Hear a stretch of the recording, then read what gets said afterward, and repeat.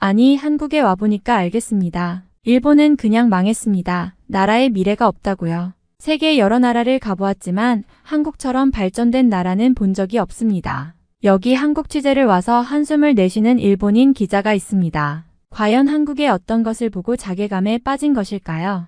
안녕하세요. 저는 요미우리 신문의 기자 케이스케라고 합니다. 저는 어린 시절부터 여기저기 돌아다니는 것을 좋아했고 그 결과 기자라는 직업을 택했던 사람이죠. 기자는 정말 많은 곳을 돌아다닐 수 있고 그 과정에서 큰 즐거움을 얻을 것 같았거든요. 기자라는 꿈은 저에게 환상과도 같았고 국제부 기자야말로 저의 가장 큰 꿈이었습니다. 벌써 일을 시작한 지 8년이나 되었는데 안 가본 나라가 없을 정도예요. 세계에 어떤 이슈가 있을 때마다 발 빠르게 취재를 하러 달려갔거든요. 기자로 일하면서 가장 기억에 남는 경험은 첫 해외 출장 때였습니다. 당시 저는 태풍으로 인해 큰 피해를 입었던 필리핀으로 파견됐어요. 뉴스로만 보던 상황을 직접 목격하니 충격적이었습니다. 피해 지역에 도착하자마자 눈앞에 펼쳐진 풍경은 처참했어요. 집들은 완전히 무너져 있었고 거리에는 홍수가 남긴 잔해들이 여기저기 쌓여 있었습니다.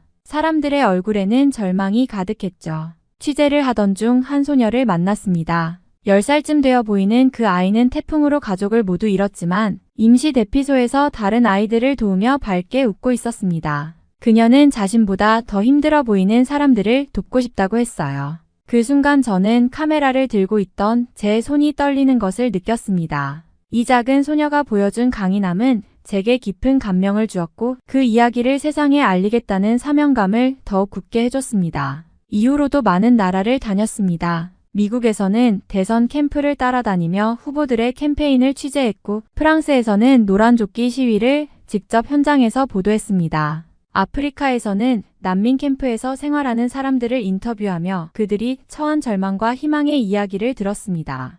독일에서는 베를린의 역사적인 흔적들을 돌아보며 통일의 과정을 배우기도 했죠. 하지만 아무리 다양한 나라를 다녔어도 한국처럼 저를 충격에 빠뜨린 나라는 없었습니다. 이번 출장에서 한국을 방문한 이유는 AI 기술과 경제 발전을 주제로 한 취재 때문이었습니다. 저는 한국이 기술적으로 발전한 나라라는 사실은 알고 있었지만 막상 와보니 그 수준이 제가 상상했던 것 이상이었어요. 솔직히 말하자면 지금까지 다른 나라를 다니면서 그 나라가 선진화된 모습을 보더라도 일본보다 훨씬 뒤떨어졌다는 생각이 들거나 많아야 일본과 비슷하다는 인상을 받곤 했습니다. 예를 들어 미국에 갔을 때는 세계 초강대국이라는 이미지에 걸맞게 대규모 인프라와 자본의 힘을 느낄 수 있었지만 그 이면에 존재하는 낙후된 대중교통 시스템이나 도시 간의 균형 발전 문제를 보며 일본보다 특별히 나을 것은 없구나라고 생각했어요. 유럽의 여러 나라를 방문했을 때도 비슷했습니다. 프랑스와 독일은 특히 문화적 풍요와 안정된 복지 시스템으로 유명하지만 생활 속의 편리함이나 기술 발전 속도를 보면 일본과 비교해 크게 우월하다는 느낌을 받지 못했습니다. 때로는 느린 행정 처리나 낙후된 인터넷 환경을 경험하며 일본의 효율성과 비교되기도 했죠. 아시아에서도 마찬가지였습니다. 싱가포르는 도시국가답게 깨끗하고 체계적이었지만 일본 특유의 세심한 배려나 지역 간의 조화로움은 느껴지지 않았습니다. 중국은 빠른 경제 성장을 이루고 있었지만 그 성장의 격차와 도덕적 문제들이 눈에 띄었고 인프라는 여전히 일본에 미치지 못한다고 생각했습니다. 이런 경험들이 쌓이면서 저는 자연스럽게 일본이 세계적으로 굉장히 앞선 나라라는 자부심을 가지게 되었고 일본의 시스템과 문화가 타국보다 훨씬 더 우수하다고 확신하게 되었죠. 하지만 그런 제 고정관념이 한국을 방문하면서 완전히 깨지고 말았습니다. 제가 한국을 방문하게 된 이유는 회사에서 새로운 테크놀로지와 경제 발전을 주제로 특집 기획을 준비하고 있었기 때문입니다. 글로벌 경쟁 속에서 일본 경제가 활로를 찾으려면 다른 나라의 기술 발전과 경제 전략을 깊이 분석할 필요가 있다는 의견이 사내에서 나왔고 특히 한국이 주목받는 이유는 그들의 AI 기술과 IT 산업이 세계적으로 빠르게 성장하고 있기 때문이었습니다. 회의실에서 기획회의가 열렸을 때 편집장님은 케이스케, 이번엔 내가 가야 할 것 같다라고 말씀하셨습니다. 이유를 물으니 국제부 기자 중 제가 가장 최근에 기술 관련 기사를 많이 다뤘다는 것이었죠. 사실 처음에는 반신반의했습니다. 한국에 대해서는 막연히 반도체 강국이라는 이미지 정도만 가지고 있었고 그마저도 일본과 비교해 얼마나 특별할지에 대해 의문이 있었으니까요. 결국 일본도 반도체 산업에서 세계를 선도해 왔으니 큰 차이는 없겠지라는 생각이 머릿속을 떠나지 않았습니다. 하지만 회사 내에서는 한국에 대한 관심이 꽤 높았습니다. 특히 편집장님은 일본은 지금 여러모로 고착 상태에 있지만 한국은 뭔가 다르게 움직이고 있는 것 같아. 그 차이를 정확히 짚어보자라고 강조했습니다. 다른 동료들도 한마디씩 보탰습니다. 한국은 오지와 AI를 활용한 스마트시티 구축이 빠르다던데 일본은 AI 기술도 실생활에 적용하는데 시간이 걸리지만 한국은 벌써 의료, 교육, 그리고 금융까지 폭넓게 사용하고 있다더라. K 콘텐츠 열풍도 경제에 큰 영향을 미치는 요소라고 하더군. 문화산업의 수출 규모를 봐도 일본보다 훨씬 앞서 있다는 말이 있어. 이런 이야기를 듣다 보니 저도 점점 흥미가 생기기 시작했습니다. 도대체 어떤 모습이길래 이렇게 높게 평가받는 걸까? 하는 의문도 있었고 한편으로는 기자로서 일본과 한국의 차이를 정확히 이해하고 싶다는 책임감도 생겼습니다. 그렇게 해서 저는 취재 계획을 세우고 비행기를 타게 되었습니다. 인천공항에 내리는 순간부터 그리고 서울 시내로 들어가는 길에서 본 풍경들까지 저는 조금씩 알 수 있었습니다. 이번 취재가 단순한 탐방이 아니라 제 생각에 큰 전환점이 될지도 모른다는 예감이 들었죠. 사실 회사 내에서뿐만 아니라 제 주변에서도 한국에 대한 이야기는 끊이지 않았습니다. 친구들은 요즘 한국이 세계 최고라던데 일본도 이제 좀 배워야 하지 않을까? 라는 말을 하곤 했고 가족들조차 한국의 발전에 놀라는 눈치였습니다. 심지어 14살 된 제 조카는 요즘 한글을 배우며 한국어로 자기소개까지 할 정도로 한국에 푹 빠져 있었습니다. 처음에는 그냥 K-팝이나 드라마 같은 대중문화에 심취해서 그러겠거니 했습니다. 하지만 그의 책상에는 한국 역사책과 한국 관련 뉴스 기사가 잔뜩 쌓여 있었습니다. 한국어 공부에 얼마나 열정을 쏟고 있는지 가족 모임에서 한국어로 안녕하세요. 저는 다이스케입니다. 라고 당당하게 말하는 모습을 보며 놀랄 수밖에 없었죠. 하지만 저는 그런 분위기에 쉽게 동조하지 않았습니다. 솔직히 말하면 한국이 아무리 발전했다고 해도 결국 일본 아래 있는 나라라는 고정관념이 깊었습니다. 일본은 메이지 유신 이후 세계에 본격적으로 이름을 알린 선진국이고 기술과 경제적으로 오랜 시간 동안 아시아를 대표하는 나라로 자리 잡아왔습니다. 한국은 전쟁 이후 일본의 도움을 받아 경제 성장을 시작했다는 점에서 아무리 성장했다 해도 일본을 따라잡을 수 없다는 생각이 머릿속에 자리 잡고 있었던 거죠. 게다가 한국의 발전에 대해 이야기를 들을 때마다 저는 속으로 저건 그냥 일시적인 현상이겠지라고 넘기곤 했습니다. 한국이 반도체나 전자제품 산업에서 두각을 나타낸다 해도 일본의 장인 정신과 기술력은 따라올 수 없을 거라고 확신했어요. K-팝 열풍이 전 세계를 강타하고 있다고 해도 일본 문화 역시 여전히 세계적으로 사랑받고 있다고 생각했습니다. 이런 고정관념 때문에 한국이 일본을 뛰어넘을 수 있다는 의견은 전혀 신경 쓰지 않았습니다. 그런데 이번 취재가 결정된 뒤 자료를 조사하다 보니 제 생각이 점점 흔들리기 시작했습니다. 한국이 AI 기술, 반도체 산업, 그리고 문화, 콘텐츠 등 다양한 분야에서 일본을 앞서고 있다는 데이터를 접할 때마다 마음 한구석에서 묘한 불안감이 피어올랐습니다. 설마 정말? 하는 생각이 들었죠. 하지만 직접 확인하기 전까지는 믿을 수 없었습니다. 그리고 인천공항에 발을 내디디는 순간 제 머릿속에 깊게 뿌리내려 있던 한국에 대한 고정관념이 단숨에 산산이 부서졌습니다. 공항 내부는 마치 미래 도시를 옮겨놓은 듯한 모습이었어요. 건물은 깨끗하고 세련됐으며 모든 시스템이 완벽하게 자동화되어 있었습니다. 안내 표지판은 여러 언어로 정교하게 구성되어 있었고 공항 직원들의 서비스는 말 그대로 환상적이었죠. 저는 무심코 이게 진짜 한국이라고? 라는 말을 중얼거렸습니다. 사실 일본의 나리타 공항이나 간사이 공항도 훌륭하다고 생각했지만 인천공항은 차원이 달랐습니다. 모든 것이 첨단 기술로 무장되어 있고 그 규모와 편리함은 일본의 공항과는 비교도 되지 않았어요. 특히 입국 심사 과정을 보며 놀라지 않을 수 없었습니다. 짧은 대기 시간과 효율적인 시스템은 저를 감탄하게 만들었죠. 저는 이 순간 깨달았습니다. 일본 공항이 세계적으로 칭송받는다는 자부심이 얼마나 허망한 것이었는지를요.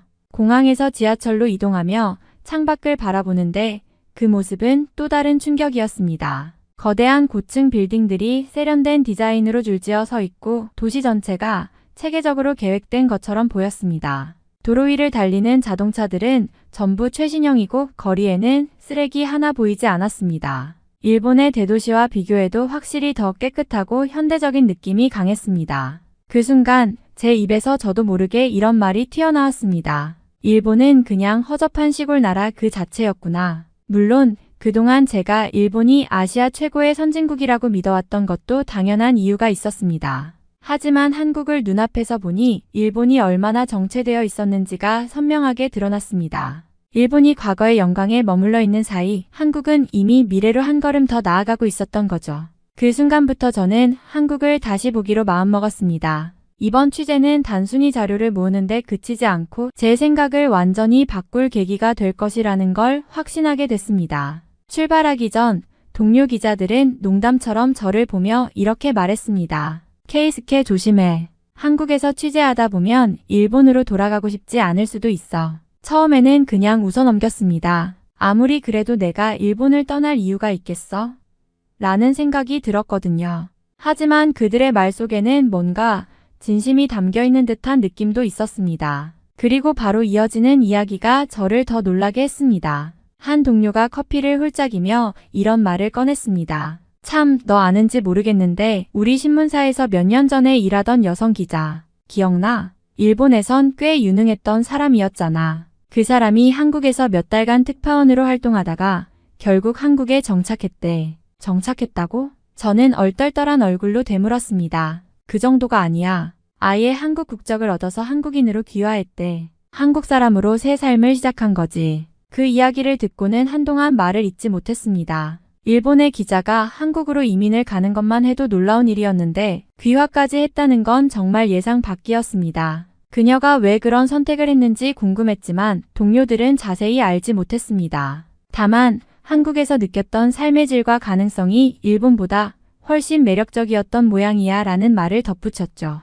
그 이야기는 제게 묘한 충격을 주었습니다. 그 기자는 분명 일본에서도 인정받던 사람이었고 일본의 안정된 환경에서 성공적인 경력을 쌓을 수 있는 사람이었습니다. 그런데도 그녀는 한국을 선택했고 일본을 떠났습니다. 그 사실이 제 머릿속에 자꾸 맴돌았습니다. 그녀가 현명했다는 생각마저 들 정도였거든요. 지하철을 타고 서울 중심가로 이동하면서 또 한 번 놀라움을 느꼈습니다. 일본의 지하철도 깔끔하고 정시 운행으로 유명하지만 서울의 지하철은 그 이상이었습니다. 모든 역이 체계적으로 설계되어 있어 찾기 쉽고 플랫폼마다 설치된 디지털 안내판은 실시간으로 열차의 위치와 도착 시간을 정확히 보여줬습니다. 와이파이는 당연히 무료였고 차량 내부는 쾌적하기 그지없었죠.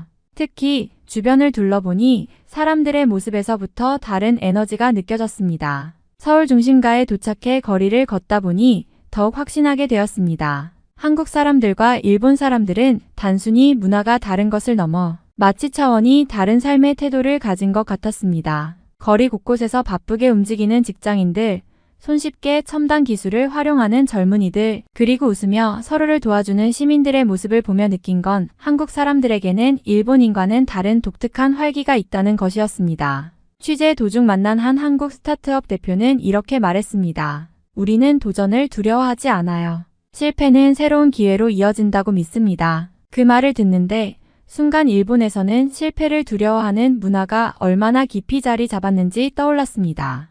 일본에서는 실패하면 다시 일어나기까지 많은 시간이 걸립니다. 그런데 한국 사람들은 실패조차도 성장을 위한 과정으로 여기는 듯 했습니다. 이런 마인드가 한국 사회의 빠른 변화와 발전을 이끌어왔다는 생각이 들었습니다. 거리에서 만난 일반 시민들도 굉장히 친절했습니다. 제가 길을 물어보면 마치 자신의 일처럼 자세히 알려주었고 한 노부부는 일본에서 오셨군요. 한국이 좀 신기하죠? 천천히 둘러보세요.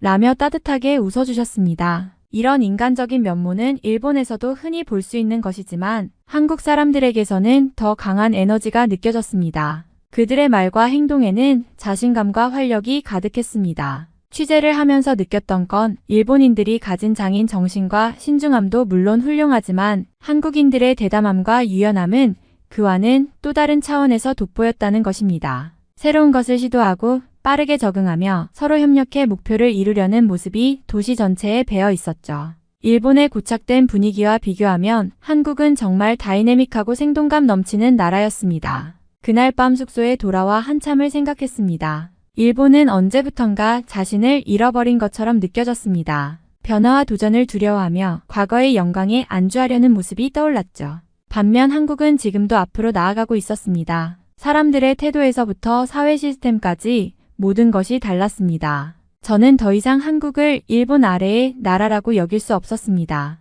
오히려 한국에서 배우고 따라가야 할 점이 너무 많다는 걸 절실히 깨닫게 되었습니다. 다음 날 한국 AI 산업과 관련된 전문가를 만나 취재를 진행했습니다. 미팅 장소는 서울의 테헤란로에 위치한 한 첨단 기술 기업의 사무실이었는데 문을 열고 들어서는 순간부터 다른 차원이 느껴졌습니다. 사무실은 단순히 세련되고 현대적이기만 한 것이 아니라 효율성과 창의성을 극대화하기 위해 설계된 공간 같았습니다. 직원들은 활기차게 일하고 있었고 대형 디스플레이에는 실시간으로 AI 프로젝트와 관련된 데이터와 그래프가 보여지고 있었습니다. 취재를 시작하며 가장 놀랐던 건 이곳 전문가들의 깊이 있는 지식과 체계적인 설명 방식이었습니다. 인터뷰에 응한 AI 연구 책임자는 설명을 시작하기 전에 제게 이렇게 물었습니다. 일본에서 AI에 대해 어떻게 접근하고 있나요? 구체적인 사례가 있으면 말씀해 주세요. 저는 일본의 방향성에도 관심이 많습니다. 그는 이미 일본 AI 산업의 강점과 약점을 잘 파악하고 있었고 그걸 기반으로 한국 AI의 발전 방향을 제시하며 대화를 이어갔습니다. 그가 보여준 자료는 방대했고 모든 것이 근거와 데이터로 뒷받침되어 있었습니다. AI 기술이 단순히 산업적 용도에 머물지 않고 사회 문제, 해결, 교육, 의료 등 다양한 분야에서 어떻게 활용되고 있는지 구체적으로 설명해 주었죠. 그와 대화를 나누며 일본에서 취재했던 전문가들이 떠올랐습니다. 그들은 물론 훌륭한 지식을 가지고 있었지만 이런 식의 통찰력과 체계적인 접근 방식은 찾아보기 어려웠습니다. 일본에서는 대체로 기술의 현재 상태와 기존 연구를 기반으로 한 논의가 주를 이뤘다면 한국에서는 기술이 미래에 어떤 변화를 가져올지 그리고 그 변화 속에서 인간의 삶이 어떻게 개선될지를 중심으로 이야기가 전개되었습니다.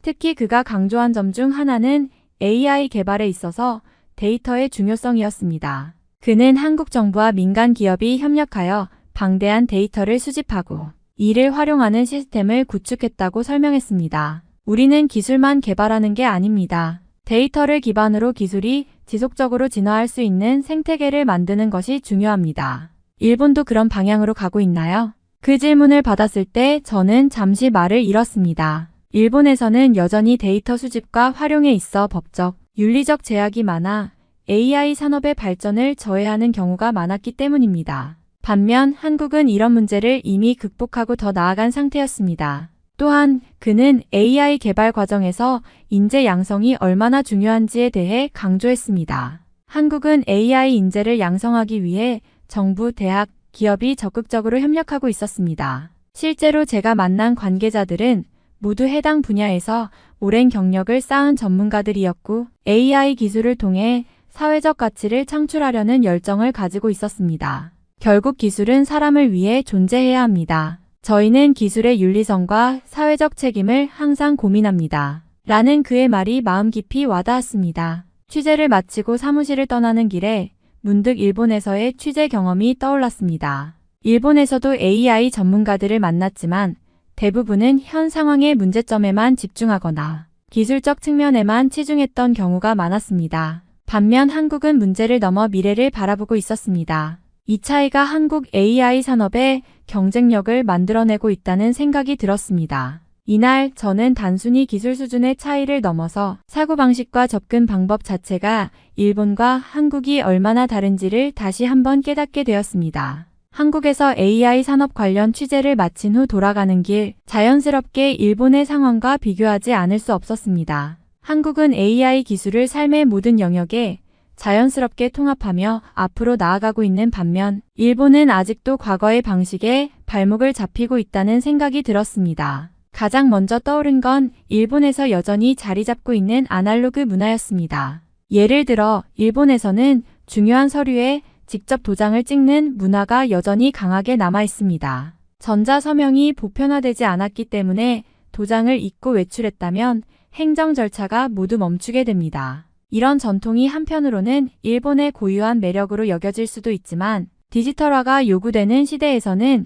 분명히 걸림돌이 될 수밖에 없었습니다. 게다가 일본에서는 여전히 현금을 사용하는 경우가 많아 AI 기반 결제 시스템이 발전하기 어려운 환경입니다. 한국에서는 QR코드 결제나 스마트폰 결제가 일상화되어 있어 지갑을 들고 다니지 않아도 전혀 문제가 되지 않았습니다. 하지만 일본에서는 현금을 준비하지 않으면 음식조차 제대로 사 먹을 수 없는 경우가 비일비재합니다. 이는 AI 기술이 효율성을 발휘하기 힘든 구조를 만들고 있었습니다. 그런 일본의 현실을 떠올리며 저는 문득 이런 생각이 들었습니다. AI 기술은 결국 데이터를 기반으로 움직이고 이를 통해 인간의 삶을 더욱 편리하고 효율적으로 만드는 것이 목표입니다. 그런데 일본처럼 여전히 아날로그 방식에 의존하는 문화에서는 데이터, 수집부터 활용까지 모든 단계가 더딜 수밖에 없습니다. 그리고 이는 시간이 지날수록 일본인들에게 불리하게 작용할 것입니다.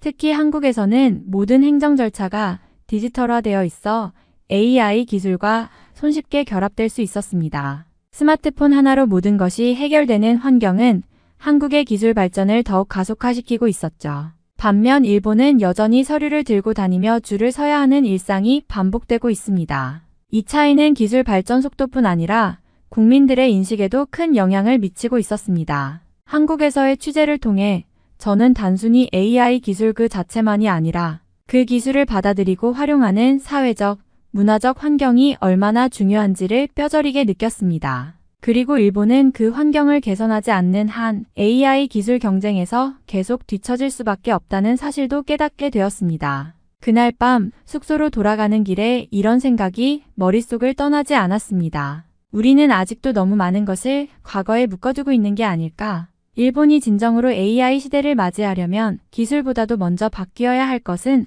우리의 사고방식과 문화일지도 모른다. 며칠 전 회사에서 큰 논란이 된 사건이 있었습니다. 바로 일본 내의 고질적인 아날로그 문화 때문에 벌어진 일이었죠. 사건은 다름 아닌 회사가 주관한 대규모 국제 AI 포럼 준비 과정에서 발생했습니다. 이번 포럼은 AI를 주제로 한 만큼 최첨단 기술을 강조하며 일본의 입지를 보여줄 절호의 기회로 여겨졌습니다. 전 세계의 석학들과 기업인들이 모이는 자리였고 회사 내부에서도 모두가 중요한 행사라고 입을 모았죠. 하지만 막상 준비 과정은 답답하기 그지없었습니다. 행사 등록 절차부터 참가자 확인, 심지어 발표 자료까지 모두 디지털화된 형식으로 요구되었지만 일본 내 협력업체와 정부기관은 여전히 전통적인 방식을 고집했습니다. 행사 등록을 위해 작성된 수십 장의 문서를 스캔해 이메일로 보내달라는 요청이 들어왔고 서명 하나에도 도장이 꼭 필요하다는 이야기가 오갔습니다.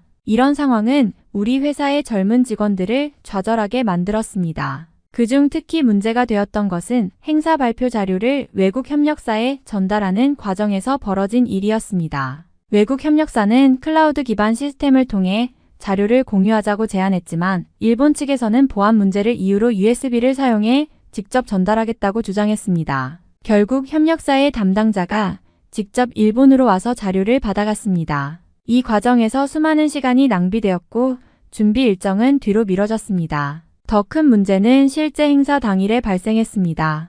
AI 포럼에 참가한 한 외국 기업의 대표가 행사 등록 확인을 위해 디지털 QR코드를 제시했지만 일본 측에서는 이를 처리할 시스템이 없었습니다. 그 결과 그 대표는 한동안 입장을 거부당했고 회사는 행사 후 일본은 왜 여전히 이런 비효율적인 방식을 고집하는가?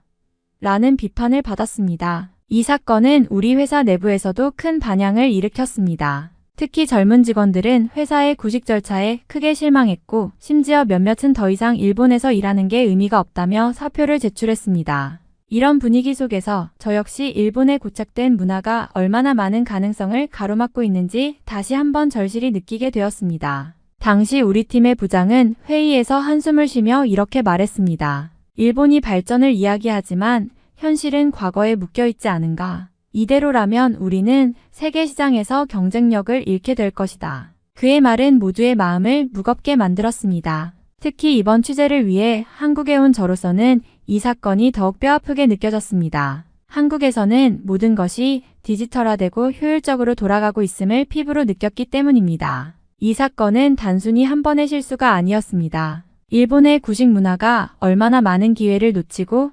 국제사회에서 뒤처지게 만드는지를 보여주는 생생한 사례였습니다. 한국에 대해 취재를 진행하면서 저는 점점 더 충격적인 사실들을 깨닫게 되었습니다. 한국은 단순히 기술적으로 발전한 나라가 아니라 디지털 문명과 사회 전반의 효율성 측면에서도 세계에서 가장 앞서 나가는 나라 중 하나였습니다. 가장 큰 인상은 바로 그 속도였습니다. 한국에서는 디지털 혁신이 일상에 너무나 자연스럽게 녹아들어 있어 기술을 사용하는 것이 거의 본능처럼 되어 있었습니다. 예를 들어 스마트폰을 통한 QR코드 결제, 대중교통 시스템의 효율성, 온라인 플랫폼을 통한 모든 행정 절차가 그저 일상적인 일이었죠. 이런 시스템은 경제적인 효율성은 물론 국민들의 삶의 질도 비약적으로 향상시켰습니다. 그리고 그 속도를 이끄는 것은 단순히 기술뿐만 아니라 한국인들의 부지런함과 성실함이었습니다. 저는 한국에서 만난 사람들 모두가 일을 빠르고 정확하게 처리하는 모습에 놀랐습니다. 한국 사람들은 일에 대한 열정과 책임감이 대단했고 그 결과 한 사람이 해낼 수 있는 일이 일본인의 2배도 넘을 것 같은 느낌을 받았습니다. 그들은 지치지 않고 일에 몰두하며 맡은 일을 끝까지 해내는 태도를 지니고 있었습니다. 이와 같은 문화가 한국 경제의 발전을 가속화시키고 있다는 생각이 들었습니다. 반면 일본에서는 여전히 과거의 방식에 얽매여 있고 그 결과 많은 업무가 비효율적으로 처리되고 있다는 것을 체감할 수 있었습니다. 그 어느 나라보다 효율적이고 체계적인 한국의 시스템을 보고 나니 일본에서 여전히 수작업을 요구하고 너무나 많은 절차를 밟아야 하는 현실이 부끄럽게 느껴졌습니다. 경제적으로도 한국은 이미 일본을 추월했다고 확신하게 되었습니다. 한국은 전 세계에서 가장 빠르게 성장한 경제를 자랑하고 있으며 특히 기술 산업에서의 경쟁력은 일본을 훨씬 앞서가고 있었습니다. 일본이 이제 더 이상 세계 최고의 기술 강국이라고 자부할 수 있는 시대는 지났다는 사실을 인정하지 않을 수 없었습니다. 한국은 AI, 반도체, 바이오 산업 등에서 빠르게 성장하며 세계 경제를 이끄는 주도적인 역할을 하고 있었습니다. 반면 일본은 여전히 과거의 기술에 의존하고 있는 모습이 보였고 이러한 격차가 경제적인 성장 속도에도 그대로 반영되고 있었습니다. 이 모든 것을 직접 보고 느끼고 나니 한국의 미래가 너무나 밝다는 생각이 들었습니다. 그들의 디지털 혁명과 사람들의 끊임없는 노력 덕분에 한국은 이미 일본을 넘어섰고 이제는 전 세계에서 주목받는 강국으로 자리 잡고 있다는 사실을 확실히 깨닫게 되었습니다. 이 모든 경험이 저를 완전히 변화시켰고 이제는 더 이상 일본이 한국보다 앞선 나라라는 고정관념을 가질 수 없게 되었습니다. 취재를 계속하면서 저는 점점 더 한국에서 살고 싶다는 생각이 강해졌습니다. 처음 한국에 왔을 때 단순히 취재를 위해 온 것이라 생각했지만 이제는 이 나라에서 살아가고 싶다는 감정이 깊어졌습니다. 한국의 역사와 전통, 그리고 디지털 혁명과 AI 기술까지 모두 결합되어 있는 이 사회에서 생활하는 것이 얼마나 멋지고 흥미로운 일인지 깨닫게 되었습니다. 특히 회사에서 예전에 함께 일하던 여직원의 이야기가 떠올랐습니다. 그 여직원은 몇 년 전 갑자기 사표를 제출하고 한국으로 이주해 한국인으로 귀화했다는 소식을 들었을 때 모두가 깜짝 놀랐습니다.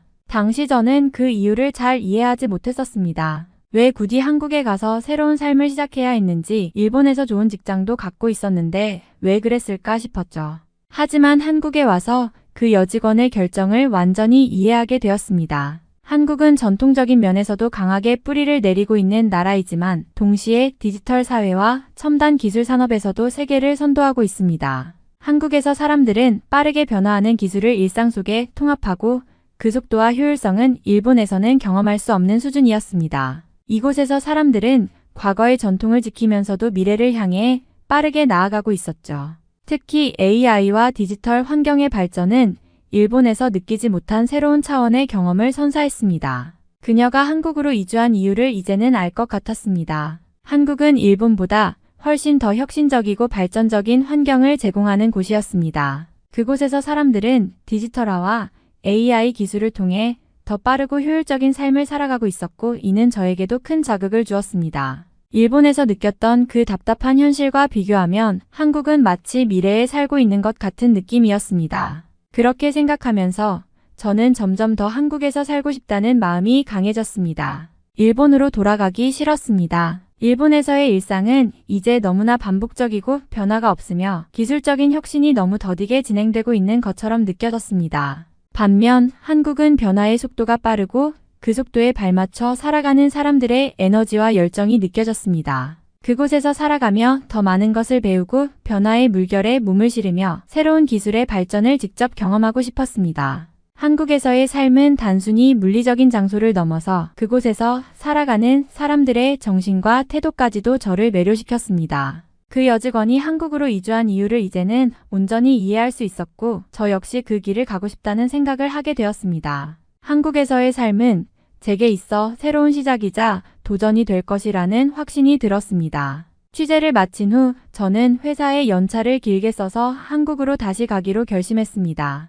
한국에서의 짧은 취재 기간 동안 너무 많은 것을 배웠고 그곳에서 해보고 싶은 일이 넘쳐났습니다. 디지털 혁명과 AI 기술이 어떻게 실생활에 적용되고 있는지, 사람들의 열정과 부지런함이 어떻게 국가 발전에 기여하고 있는지 더 깊이 이해하고 싶었습니다. 더 나아가 그들의 전통과 문화가 현대 사회와 어떻게 융합되고 있는지 직접 체험하며 배우고 싶었습니다. 일본으로 돌아가면 다시 그 답답한 환경으로 돌아가는 것이겠지만 한국은 그 어느 때보다 역동적이고 혁신적인 나라이기 때문에 다시 가고 싶은 마음이 굴뚝 같았습니다. 한국에서의 경험을 통해 얻은 깨달음은 일본에서는 이제 쉽게 경험할 수 없는 것들이었고 그곳에서 더 많은 기회를 얻을 수 있다는 확신이 들었습니다. 섬나라인 일본에서 살아가는 것에는 한계가 분명하다는 생각이 들었습니다. 일본은 이제 더 이상 급격하게 발전할 수 있는 여지가 많지 않은 나라라는 느낌이 강했습니다. 과거에는 세계적인 기술 강국으로 자랑스러웠지만 이제는 그 속도와 효율성에서 한국을 비롯한 다른 나라들에게 밀리고 있다는 현실을 마주하게 되었습니다. 그 점에서 한국은 이제 일본보다 훨씬 더 큰 가능성을 가진 나라라는 것을 실감할 수 있었습니다. 그래서 저는 한국으로 다시 가기로 결심했고 그곳에서 더 많은 것을 배우고 경험하며 새로운 도전을 하고 싶었습니다. 일본에서 다시 살아가기에는 더 이상 매력을 느낄 수 없었고 그 대신 한국에서의 삶을 선택하는 것이 제게 더 의미 있는 일이었습니다. 정말 이번 취재를 통해서 저는 한국으로의 귀화를 꿈꾸게 되었고 한국어를 배우며 한국에서 해보고 싶은 일에 대한 생각을 하고 있죠. 일본인 통역사가 되어 일본과 한국의 이야기를 다루는 사람이 되려는 꿈도 가졌거든요. 아마 앞으로는 일본이 절대 한국을 따라잡을 수 없을 것 같다는 생각이 들고 왜 깨어있는 일본인들이 한국을 찾는 것인지 알 것 같습니다. 일본인들의 조상은 대부분 한국에서 왔다고 하는데 왜 일본에서는 한국을 조상의 나라라고 생각하지 않는지 모르겠네요. 빨리 한국으로 건너가서 한국인들과 생활하며 즐거운 시간을 보내고 싶네요. 이번 사연은 여기서 마무리하도록 하겠습니다. 끝까지 시청해주셔서 감사드립니다. 좋아요와 구독은 영상 제작에 큰 힘이 됩니다. 꼭 한 번씩만 눌러주세요. 감사합니다.